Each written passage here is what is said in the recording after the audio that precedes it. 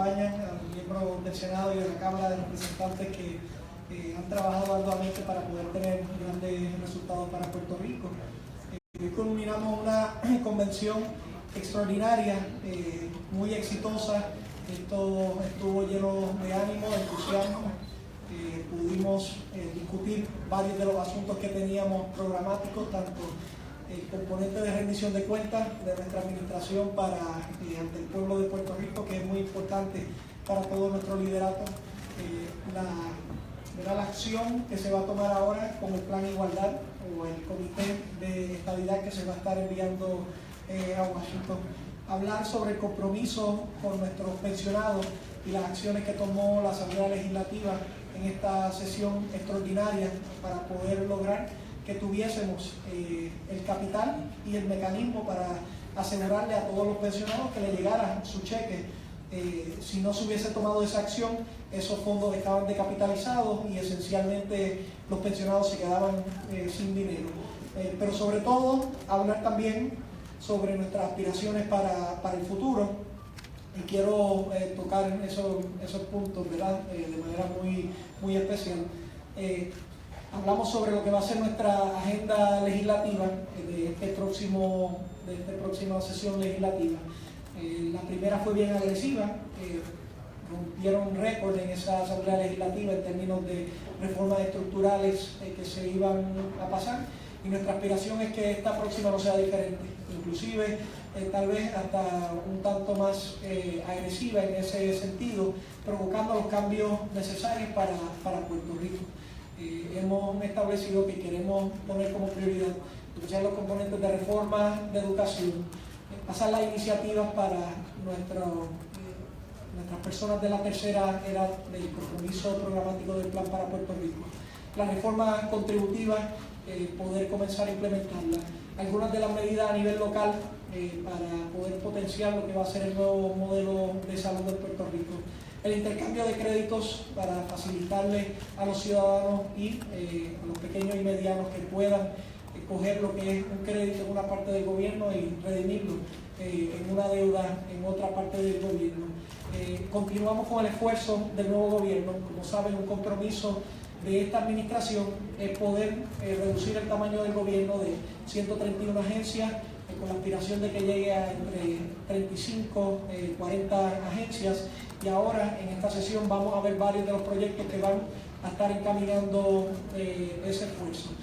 De la misma forma, a nivel ejecutivo, queremos ver los resultados de implementación, tanto de lo que son las medidas de recursos humanos como el empleador único, va a comenzar el programa de transición voluntaria para ir construyendo ese nuevo gobierno, promover y potenciar lo que son unas leyes que hacen a Puerto Rico altamente competitivo, como lo son la Ley 2022 y la Ley 73, para fomentar la innovación. Una aspiración de poder tener 25,000 licencias para poder potenciar la industria del cannabis medicinal en Puerto Rico. Un compromiso con comenzar la transición a que Puerto Rico tenga verdaderos controles y los sistemas tecnológicos que se puedan implementar estos controles, tanto a nivel de recursos humanos como a nivel financiero. Continuar con la implementación del nuevo sistema de retiro, entre otras iniciativas que podemos seguir discutiendo. De la misma forma, hablamos sobre lo que va a ser el Frente por Puerto Rico, la iniciativa que aspira dejar a un lado lo que son peleas pequeñas en Puerto Rico y lograr cristalizar lo que son las grandes aspiraciones de nuestro pueblo en varias áreas que se están discutiendo ahora en Washington, D.C. Este esfuerzo lo vamos a hacer junto al liderato de nuestra comisionada residente Jennifer González en Washington, y lo que queremos es, en esencia, convocar a los distintos sectores económicos, comerciantes, de salud, comunitarios, académicos en Puerto Rico y los distintos partidos políticos también, para ir como una sola voz a Washington para discutir algunos asuntos que entendemos no debe haber controversia.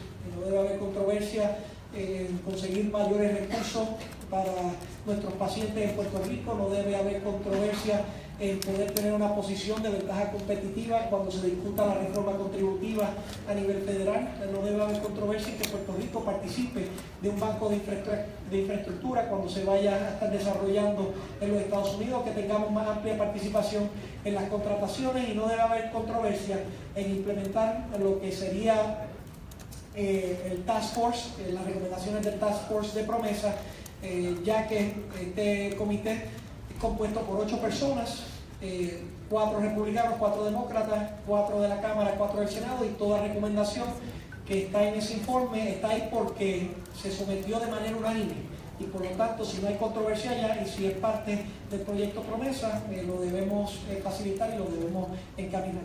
Y por supuesto, el proyecto del Plan de Igualdad, que ya este martes 15 con nuestro director ejecutivo de PRAFA, Carlos Mercader, vamos a sostener lo que sería la primera reunión para que se establezca el reglamento, las expectativas, el plan de ejecución del Comité de Estabilidad, que se va a estar estableciendo ya ahora en Washington y que va a comenzar sus trabajos. Así que mucha agenda, pero tenemos un equipo comprometido, y aprovechamos y le damos la bienvenida a un nuevo miembro de ese equipo, nuestro alcalde electo de Guaynabo, Ángel Pérez.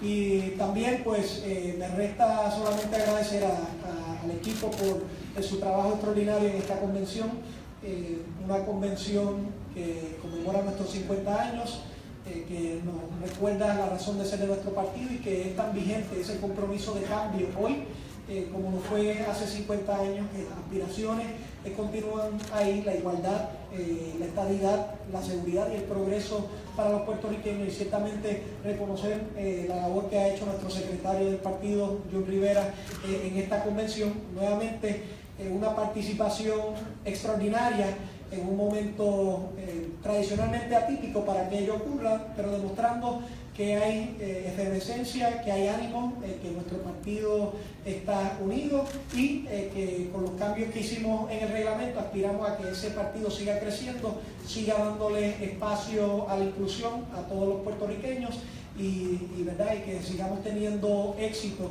en la gobernación de Puerto Rico.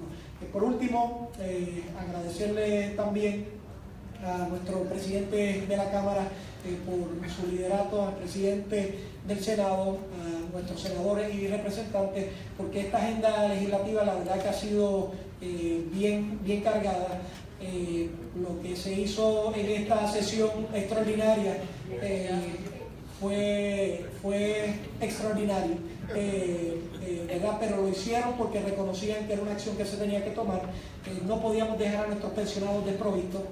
Se tomó una acción, se hizo el compromiso presupuestario para poder ejecutarlo, se tuvo amplia discusión para poder acoger las enmiendas de los compañeros y de las compañeras de la Cámara de Representantes y del Senado, y con esos y otros proyectos como el GDB, para poder tener nuestro primer acuerdo bajo título 6, creo que son unas iniciativas que denotan la capacidad de trabajar en equipo y el compromiso por hacer cambios reales en Puerto Rico. Así que aunque la agenda legislativa suena bien ambiciosa, ya estos hombres y mujeres han demostrado que sí lo pueden hacer, así que sí se puede. Así que aquí está gran parte de nuestro liderato, ¿verdad? Invito a los compañeros de la prensa que si tienen alguna pregunta para ellos también, que se la puedan dirigir, pero disponible para contestar cualquier pregunta. Comenzamos con Celia y pasamos entonces con Gloria. Sí, buenas tardes a todos. El gobernador, le quería preguntar con relación desde que usted anunció el Frente por Puerto Rico, ¿cuál ha sido la relación que usted siente del pueblo? ¿Cuál es la respuesta? Entonces, con relación a la agenda legislativa, luego de pasar esta sesión extraordinaria, ¿cuáles son los proyectos primordiales que usted entiende que deben comenzar ya el lunes? Sí, pues, la respuesta del Frente por Puerto Rico ha sido muy positiva. Y hablo del pueblo en general.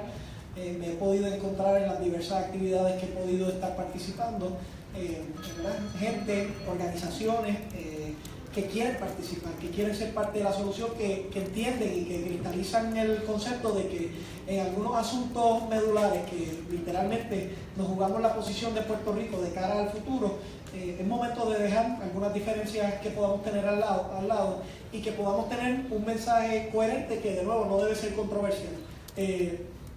Tal vez pueda haber diferencias, por ejemplo, sobre qué mecanismo específico utilizar para la reforma contributiva en términos de nivel federal, pero el riesgo que corremos ahora en Puerto Rico es que no se considere Puerto Rico bajo esa reforma federal. Y de no considerarse a Puerto Rico ser foráneo para propósitos de impuestos, sería devastador para nuestra economía. O sea que nuestro interés es que podamos ir con una sola voz, argumentar. Solamente en ese caso, pues, puedo hablar un poquito sobre el preámbulo. Número uno, que Puerto Rico se considere, porque si no sería un impacto a una jurisdicción que tiene 3.5 millones de ciudadanos americanos. Número dos, que esto no es un salvavidas, ¿verdad? Que no es un bailout, como a veces hay preocupación en el Congreso de que se le va a dar más dinero. Esto es una reforma estructural, por lo tanto no conlleva ningún capital, pero que el dejar a Puerto Rico afuera pudiese provocar que tuviesen que tirar un salvavidas en el futuro a Puerto Rico, porque estarían impactando prácticamente mitad de la economía de manera instantánea si no se considera Puerto Rico. Hemos escuchado, ¿verdad?, que hay congresistas muy dispuestos a escuchar, reconociendo estos principios, y yo entiendo que si vamos todos los partidos, los distintos sectores de la sociedad, los distintos sectores comunitarios, y podemos ir en una sola voz, pues hace nuestro caso más fuerte. Así que tengo grandes expectativas para este esfuerzo, y la primera reunión va a ser el 22 de este mes, el martes 22 de este mes. Sobre la agenda legislativa, pues son algunos asuntos, ¿verdad?, que queremos discutir en detalle, obviamente con nuestros presidentes legislativos, pero a grosso modo voy a ir sobre algunos de ellos. Lo que serían componentes de reforma educativa, ¿verdad? Nosotros entendemos que tenemos una base para regresar a lo que es el empoderamiento de las escuelas, de las comunidades, con la 149, pero ciertamente, tanto administrativamente como de manera legislativa, hay algunos proyectos puntuales que todavía tenemos que discutir, pero que facilitarán esa reforma. Si algo hemos visto, el número uno, es que hay un compromiso en el Departamento de Educación de hacer un cambio verdadero. Cambio grande que es necesario, pero lo cierto es que se necesitan una serie de herramientas para poder hacerlo. La reforma contributiva, para poder aliviar lo que sería la presión contributiva en la clase media y en los puertorriqueños en general, pero convirtiendo nuestro código contributivo en uno más simple. Puerto Rico tiene uno de los códigos contributivos más complejos en todo el mundo, y nuestro secretario de Hacienda ha estado trabajando en esa dirección, junto, ¿verdad?, a nuestro presidente de las comisiones de Hacienda para poder trabajar esta iniciativa. Un sinnúmero de iniciativas que tenemos en plan para Puerto Rico, para nuestros sectores de la tercera edad, ¿verdad?, para poder darle calidad de vida, acceso a lo que serían programas. Muchos programas de estos son esfuerzos con fondos federales que no se están maximizando en este momento y que queremos trabajar. El intercambio de créditos, de nuevo, un compromiso programático que habíamos establecido para poder viabilizar lo que sería, por ejemplo, si uno tiene un crédito en Hacienda, que digamos que no está pasando ahora, gracias a Dios, podemos informar que se han pagado todos los reintegros, pero en el pasado habían ciudadanos que tenían un reintegro pendiente, el dinero de ellos, y tenían alguna deuda en alguna otra dependencia del gobierno. Lo que esto permite es que uno pueda apuntar hacia ese crédito y utilizarlo para pagar la deuda, para no poner a un ciudadano en una posición de no tener el capital y de que se penalice porque el gobierno no le está cumpliendo. O sea que esas son, ¿verdad?, algunas de las iniciativas, y por supuesto las del nuevo gobierno. Estas son amplias, puedo hablar sobre algunas, ¿verdad? La consolidación del Departamento de Desarrollo Económico es una de las primeras que vamos a estar trabajando. La nueva estructura del Departamento de Familia, que también queremos estar trabajando, entre otras iniciativas puntuales que vamos a estar desarrollando para ir en esa dirección de trabajar lo que serían ¿verdad? 50 agencias en Puerto Rico y empezar a ver cómo empezamos a consolidar, a externalizar programas y a reagruparlos de manera más efectiva. Así que yo creo que ¿verdad? Con esa iniciativa, yo sé que hay otras que están ahí como el Freedom of Information Act criollo, que comenzamos a trabajar en la previa sesión legislativa, pero queríamos tener una discusión amplia, particularmente con distintos sectores públicos y mediáticos, para hablar sobre la importancia de este proyecto, y ya hemos aterrizado en lo que sería un proyecto que queremos presentar para permitirle al ciudadano, todo puertorriqueño que quiera tener acceso a información, y que la pueda tener con facilidad y que no sea un proceso altamente costoso. Esa reunión del día 22, ahí estarían todos los sectores que se van a unir, privados, todas las entidades. Sí, estamos citando a todos esos sectores, de la misma forma a distintos grupos de los partidos políticos, a distintos grupos comunitarios y académicos. Así que no es solamente un esfuerzo del sector privado, que ya han demostrado, ¿verdad? Y tengo que reconocer, nuestra comisionada residente ya ha demostrado que estaban en disposición para hacerla. Ella firmó un MOU con un grupo amplio de la coalición del sector privado. Esto va abonando en esa dirección, añadiéndole otros sectores y por supuesto los partidos políticos también. Sí, gobernador, buenas tardes. Tengo una duda respecto a lo que dijo. De todas las iniciativas legislativas, ¿cuál va a ser la primera que usted estaría sometiendo? Bueno, ¿reforma contributiva o...? Sí, lo más seguro lo vamos a hacer en grupos, como lo hemos hecho en el pasado, pero la reforma contributiva corre prioridad, ¿verdad? Es algo que ya hemos estado trabajando, hemos estado verificando los números. Ciertamente el éxito que hemos tenido en los recaudos, la sobreproyección de los recaudos, indican que el equipo en Hacienda está bien capacitado y bien comprometido para poder exceder lo que son las expectativas, y ahora lo que queremos es pues, ciertamente trabajarlo, que sea de manera clara, que el pueblo pueda ver el beneficio que se tiene, que podamos ir paulatinamente, como es la visión que ha compartido el secretario, haciendo un impacto ahora, ¿verdad? Pero reconociendo que esto va a ser una estrategia que va a continuar mientras los años sigan pasando, demostrando que estamos haciendo lo correcto gubernamentalmente y tenemos visibilidad, y a la medida que seamos exitosos en eso, seguir reduciendo el peso contributivo en el impuesto. Tengo dos preguntas adicionales, una referente a lo que fue su mensaje al finalizar. Usted básicamente se mostró con seguridad de que en efecto en 5 años Puerto Rico pueda convertirse en el Estado 51. ¿En qué radica esa confianza? Bueno, nosotros planificamos una trayectoria. Lo primero es, nos sentimos confiados porque tenemos el apoyo del pueblo. Eso es lo primordial. Y hemos tenido 2 plebiscitos en los últimos 5 años donde se ha rechazado la colonia y se ha favorecido la estadidad. Lo segundo, gracias nuevamente al apoyo de Jennifer González y de nuestra Asamblea Legislativa, ahora tenemos el Plan Igualdad, que es el Plan Tennessee, lo que siempre se decía, ¿verdad? Que era el Plan Tennessee, enviar nuestra delegación para allá, para Washington, a tomar acción como lo han hecho otros 7 territorios y que se convirtieron en estados. En tercer lugar, la calidad y la capacidad del equipo de trabajo que estamos enviando a Washington. El poder contar con los 3 exgobernadores en vida del Partido Nuevo Progresista, con una persona como Charlie Rodríguez, que ha sido un baluarte de la estadidad y que sigue en posiciones de liderato tanto a nivel local como a nivel nacional en el Partido Demócrata. Zoraida Fonalleras, que ha trabajado arduamente por la estadidad por las últimas décadas. El general Santoni, que ha puesto la acción donde ha puesto la palabra y ha luchado como veterano para defender las libertades, que son un componente principal de lo que es la nación americana. Y por supuesto nuestro inmortal Iván Rodríguez.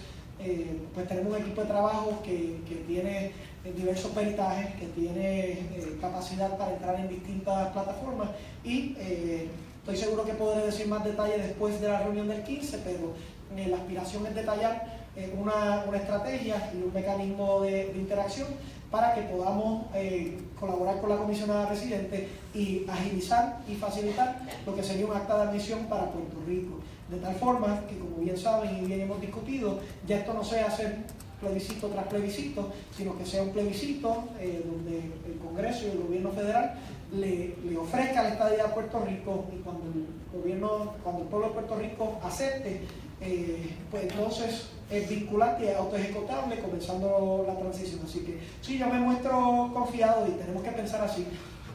Pensar que estos cambios van a ejecutarse en 20 años, en 30 años, nos quita y nos resta el sentido de urgencia que tenemos que tener.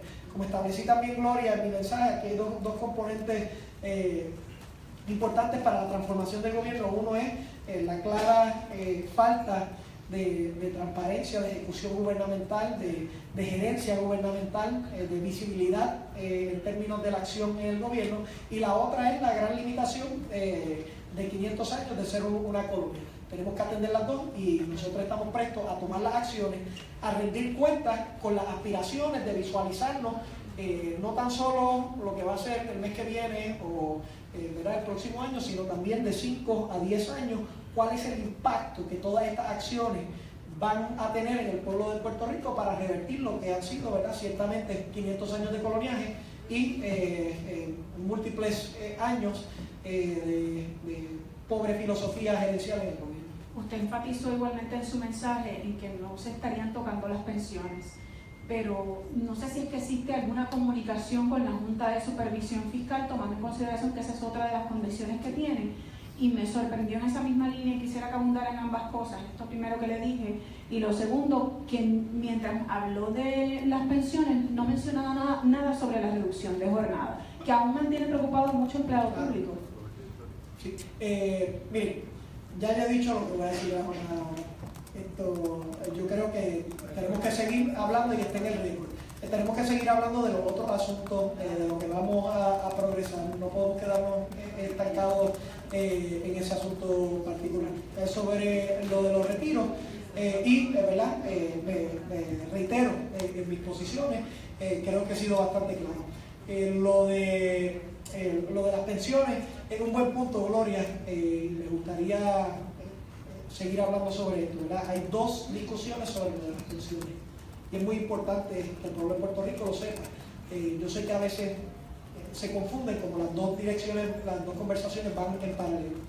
Hay una discusión que era qué íbamos a hacer de manera urgente para garantizarle al pueblo de Puerto Rico el 100% de sus pensiones. Versus la alternativa era dejar las cosas como estaban, y que para octubre-noviembre los pensionados tuvieran $0 y 0 centavos en su fondo, y por lo tanto no estuviesen recibiendo su cheque.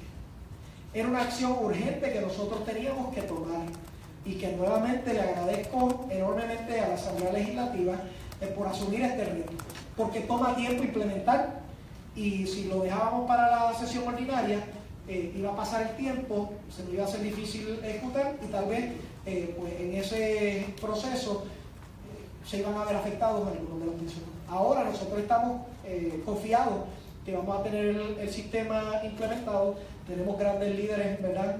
Tanto Armando como Luis Collazo, que están trabajando y están coordinados en este esfuerzo para poder coordinar y trabajar lo que sea de manera inmediata la discusión de que si a un pensionado hoy tiene X cantidad, que se le pague. O sea que la discusión que nosotros hemos encaminado en estos días en la sesión legislativa era la urgencia de que por acciones en el pasado de capitalización del sistema de retiro, o de no ¿verdad?, entregar lo que era la aportación patronal al sistema de retiro, los retirados y los pensionados se quedaran sin dinero. ¿Ha habido alguna comunicación en ese tema con la Junta?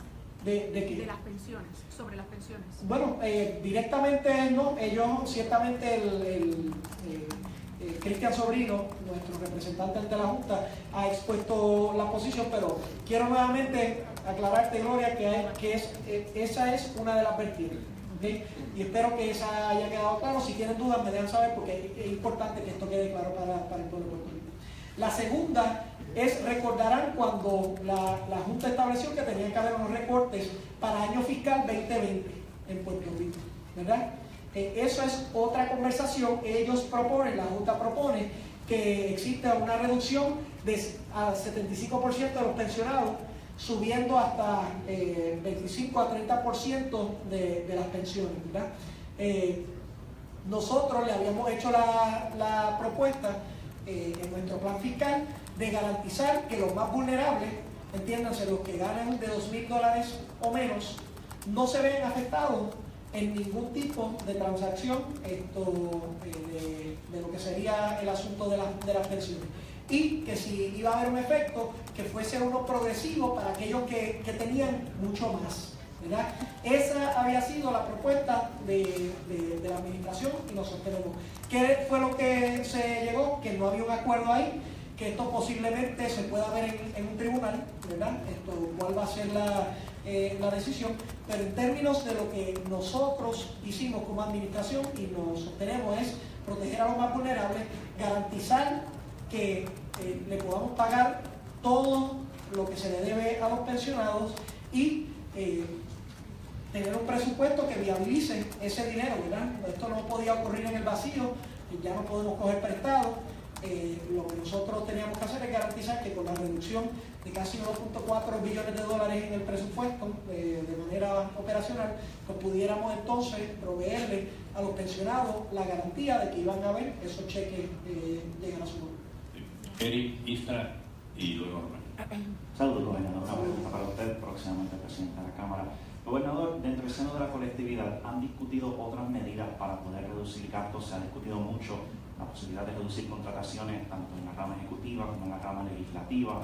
¿Han tenido un diálogo sobre esos asuntos? Bueno, nosotros estamos reduciendo en la rama ejecutiva y en la rama legislativa también. En el presupuesto se ve de manera clara. Nosotros, por ejemplo, hemos reducido en lo que son la gran mayoría de las contrataciones, salvo lo que es el nuevo panorama del título 3, ¿verdad? Que ahora vamos a tener unos gastos de litigio que son noveles, pero en todo lo demás se está prácticamente reduciendo. Estamos reduciendo en todo lo que es, dramáticamente también, en lo que es publicidad, mercadeo. Hemos reducido en lo que es nómina. ¿verdad? Me he encargado de que podamos reducir 20% de las posiciones de confianza también dentro del gobierno, o sea que sí, nosotros siempre estamos dispuestos, y también hice una propuesta reciente de lo que son el programa de transición voluntaria, ¿verdad? Este programa de transición voluntaria lo que le ofrece al servidor público es, el número uno, se va a identificar una serie de plazas que precualifican para esta oferta. Son plazas que nosotros congelaríamos o eliminaríamos del gobierno, que de aceptar el servidor público, ¿verdad? Saldría del gobierno en una transición hacia el sector privado, se le diera ¿verdad? Una paga por el próximo año aproximadamente de lo que iban a estar teniendo, y que puedan participar dentro de un banco de talento para el sector privado, dentro del entrenamiento para ser empresarial, el potencial de seguir su educación en la Universidad de Puerto Rico o en universidades privadas, programas de desarrollo profesional y programas de voluntariado. O sea que sí, estamos examinando todas esas posibilidades para seguir reduciendo, pero también, Eric, y bien importante, iniciativas como estas son permanentes, ¿verdad? Hay algunas iniciativas que son temporeras. La reducción de jornada laboral, por ejemplo, es temporera y no provoca un cambio estructural en el gobierno. Estas iniciativas nos permiten hacer un cambio permanente que entonces otras administraciones ya no tengan que revisitar, porque se establece la nueva estructura de gobierno y que los ahorros son continuos. Es decir, una vez tuviste esos ahorros en año fiscal 2017, se van a reflejar en el 2018, 2019 y en adelante. Tenía otra pregunta al presidente Cámara. Presidente, ¿cómo va la investigación contra el representante José Pichito Torres Zamora, con el estatus que está, y vino hoy en la asamblea? ¿Vino a la asamblea hoy el señor Torres Zamora? No lo vi hoy. Pero déjame contestarte esa pregunta. O sea, hay un protocolo que se inició tan pronto tuvimos conocimiento. El señor gobernador incluso se comunicó con nosotros para que se hiciera la investigación. Ya la investigación había comenzado. Hay 30 días para que se rinda el informe. Yo creo que estamos en el día número 10 desde que comenzó la investigación, la información que tengo es que en esta misma semana ya se debe estar rindiendo el informe.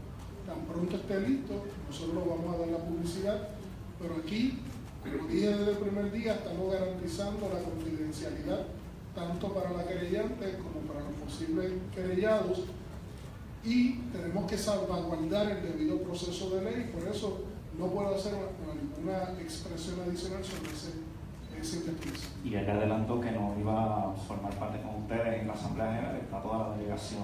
Pero es que tampoco vinieron otros compañeros. Hay compromisos, tienen compromisos familiares, unos están viajando, unos están fuera de Puerto Rico, así que eso hay que respetarlo. Al alcalde electo, señor Ángel Pérez, si nos puede delinear otra vez cuál es la agenda de cada semana a su inauguración, y también si ha podido encontrar nuevos hallazgos en el proceso de transición en relación a la pasada administración del alcalde.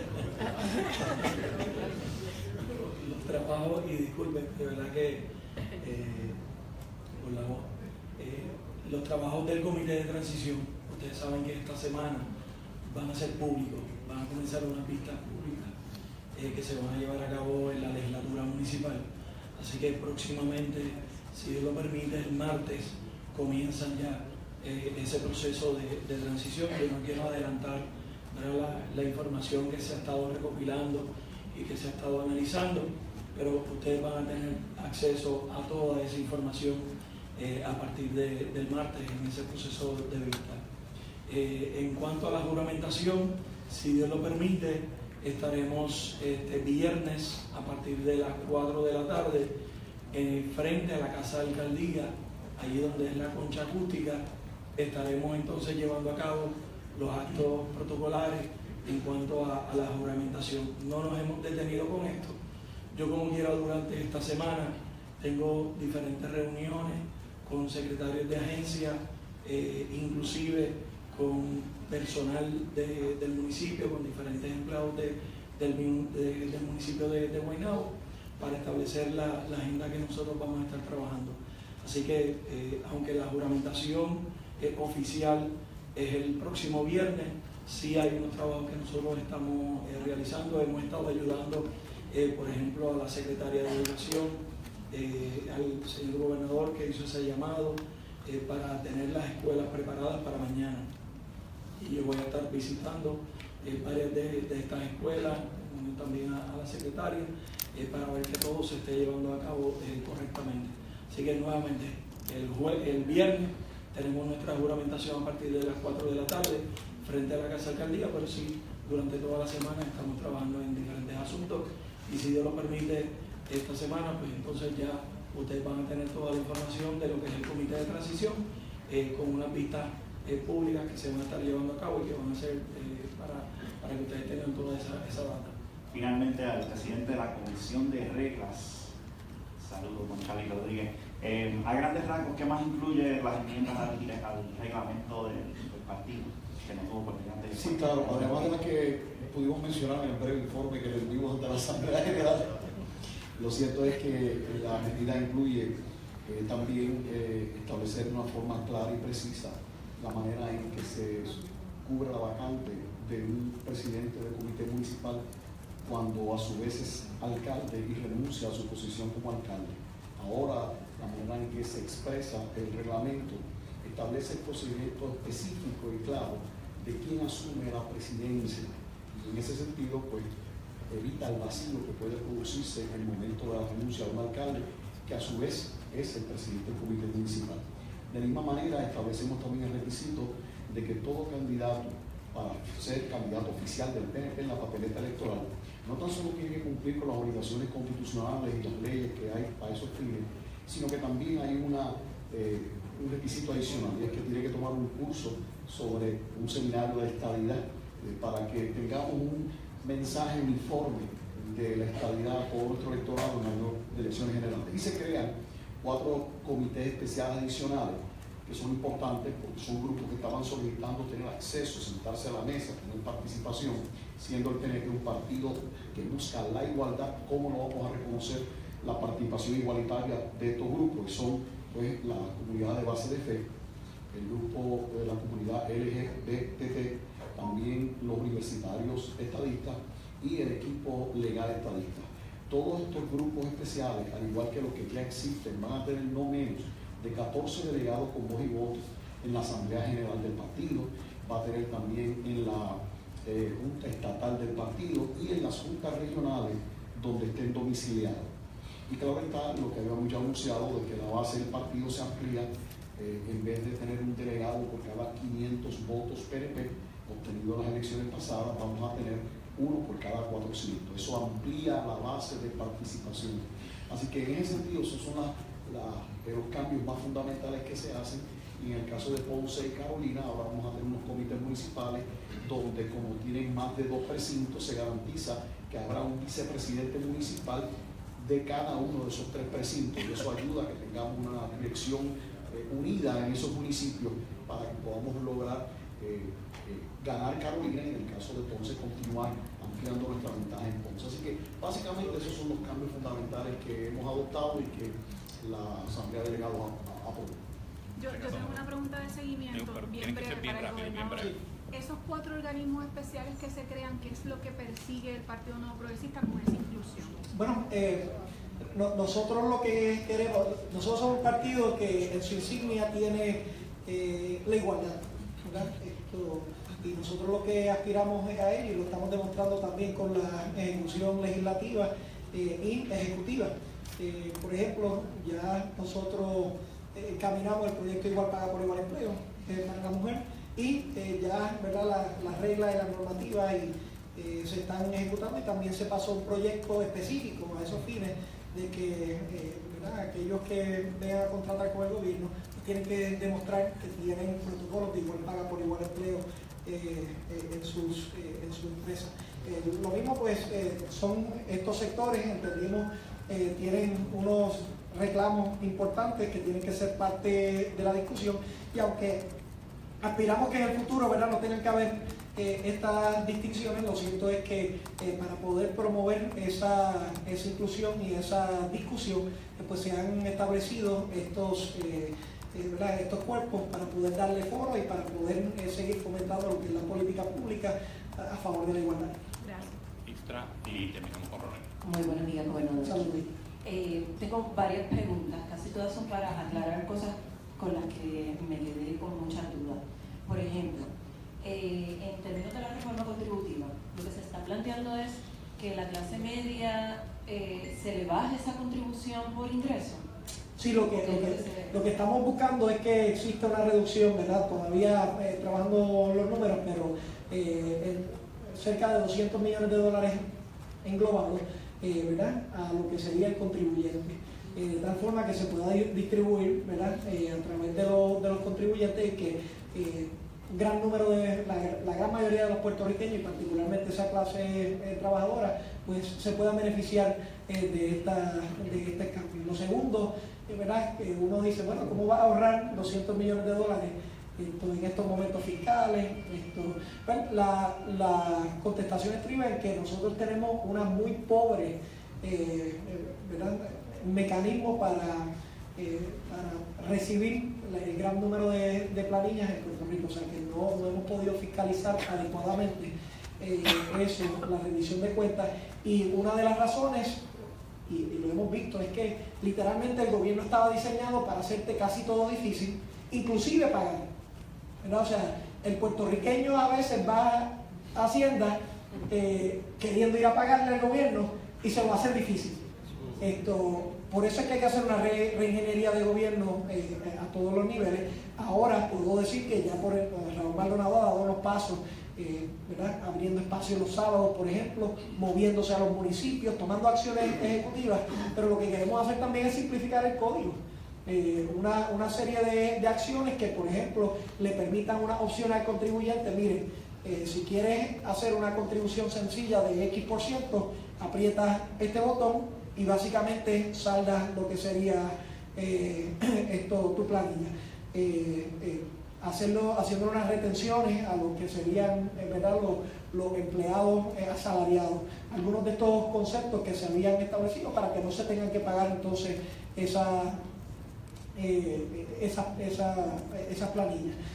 O sea que nosotros entendemos que con la baja de la captación y la pobre fiscalización, hay un espacio grande donde vamos a permitir al pueblo de Puerto Rico pues entonces hacer lo que es su obligación, ¿verdad? Pagar, pero no hacérselo de una manera tan onerosa y tan difícil de analizar que provoque que no se logre o que se logre con errores, y ahí entonces nosotros vemos un gran número de ahorros y a la misma vez un aumento de ingresos. En ese sentido, cuando usted habla de que si uno tiene un crédito en una agencia, pero también tiene una deuda, el crédito que se tenga se va a retener obligatoriamente para pagar la deuda, o eso lo decide el ciudadano? Si lo decide el ciudadano, exacto. O sea, por ejemplo, esto iría en fases, casi como el empleador único, ¿verdad? Pero la aspiración es que dentro del gobierno central, inicialmente, si usted tiene, ¿verdad? Tiene que pagarle vamos a hacer un ejemplo, que yo tenga un reintegro que no me han pagado en Hacienda y quiera sacar un permiso, ¿verdad? En vez de que tenga que sacar dinero de mi bolsillo y que todavía esa retención esté ahí, yo puedo apuntar hacia lo que es dinero mío, pero que lo tiene el gobierno, y decir, yo voy a coger ese crédito y voy a pagar ¿verdad? Ese fee para el permiso, el malvete o otras cosas. Eso, ¿verdad? Lo podemos ver el beneficio directo al ciudadano, pero también a los distintos pequeños y medianos comercios que se van a ir estableciendo, que pueden tener unas deudas más grandes que, ¿verdad? Con los márgenes que se tienen hoy día, pues es difícil sostener, y que una acción como esta lo que le permitiría es tener mayor liquidez, ¿verdad? Porque retienen el dinero que tienen y utilizan entonces el dinero dentro del gobierno para poder pagar esos compromisos. Por eso no es una confiscación. No, al contrario, es una adjudicación de que ese dinero es tuyo y de que tú lo puedes utilizar, es empoderamiento al ciudadano. Entonces, en cuanto a la iniciativa de ir todos en una sola voz a Washington, ¿cómo usted cuál va a ser su estrategia para atraer otros partidos?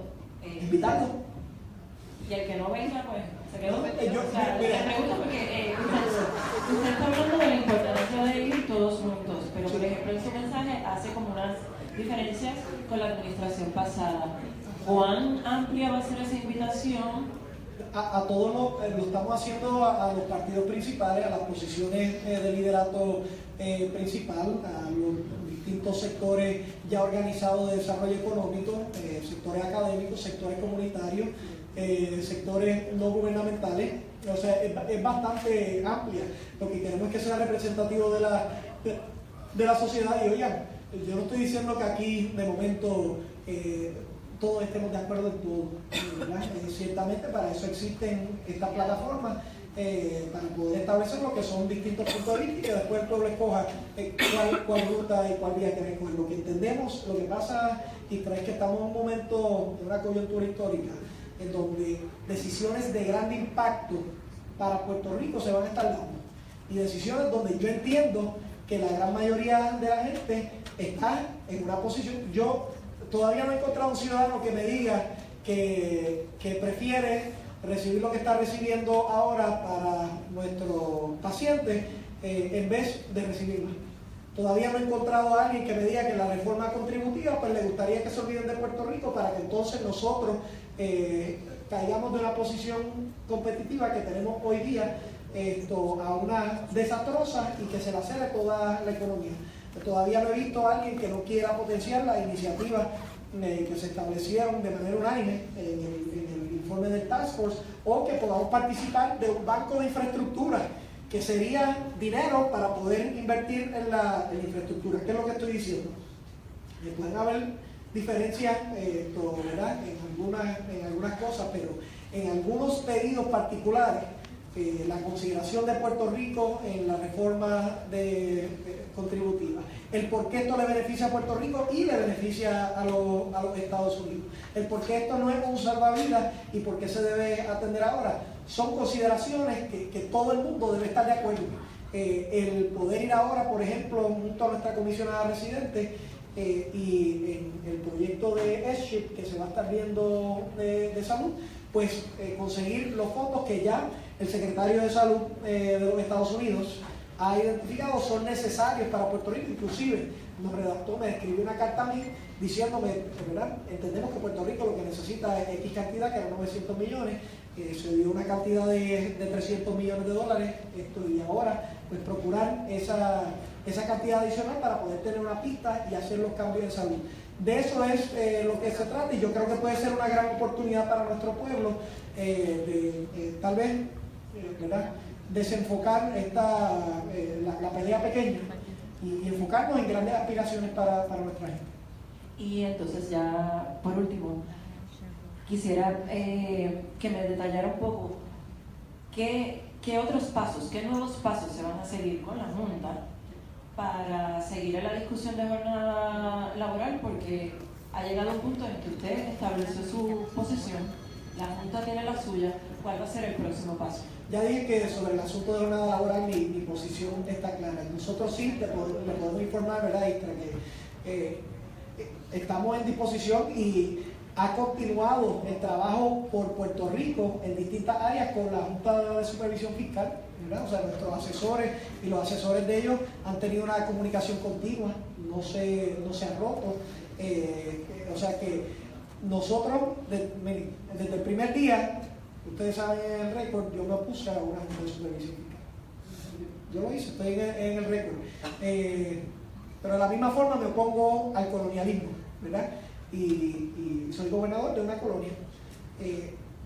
Queremos provocar una serie de cambios, y ante la realidad que está ocurriendo en Puerto Rico, pues hemos estado dispuestos, tanto el Ejecutivo como el Legislativo, de colaborar con la Junta de Supervisión en los asuntos que sean de beneficio para Puerto Rico. Los que tendremos diferencias, ¿verdad?, lo vamos a establecer de manera clara. En los que tengamos que defender al pueblo de Puerto Rico, lo vamos a hacer de manera clara y explícita. Así que en términos de esos asuntos ya nosotros hemos tomado las acciones y las decisiones pertinentes que vamos a ejecutar.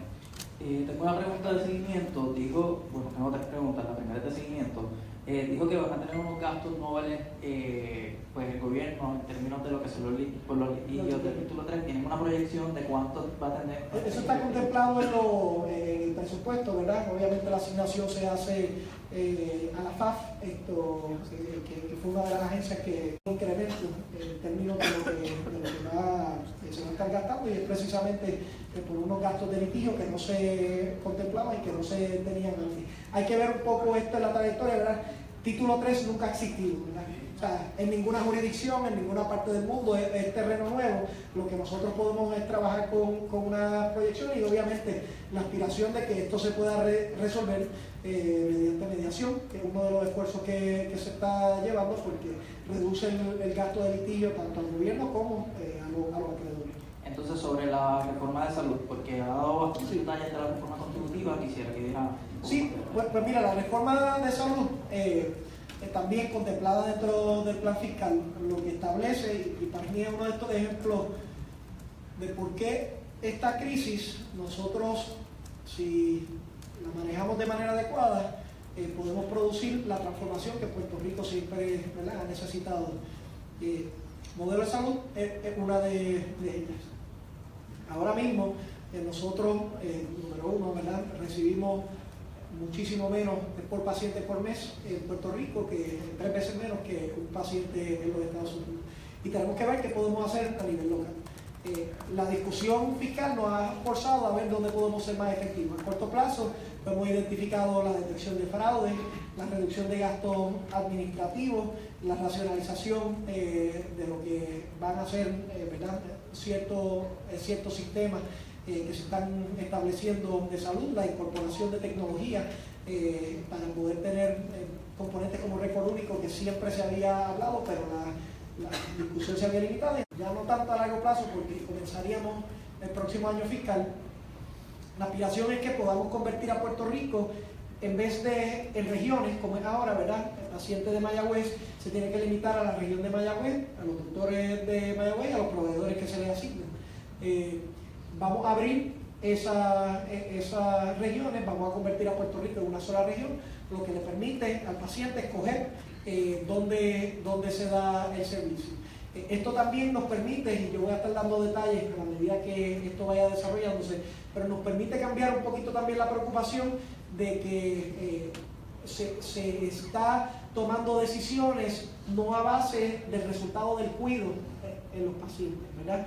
Y este modelo también nos va a permitir a que exista un incentivo para los proveedores y para las aseguradoras de que el cuidado sea efectivo para que, ¿verdad?, en términos fiscales, a la medida que se esté demostrando que el resultado del cuidado y de la prevención y del tratamiento que se está dando, pues entonces tanto los proveedores como los aseguradores van a estar en una mejor posición y por supuesto los pacientes también. Y el otro componente que es importante, una vez lo abres a la región, lo abres a distintas alternativas de seguro o de proveedores que asuman el riesgo y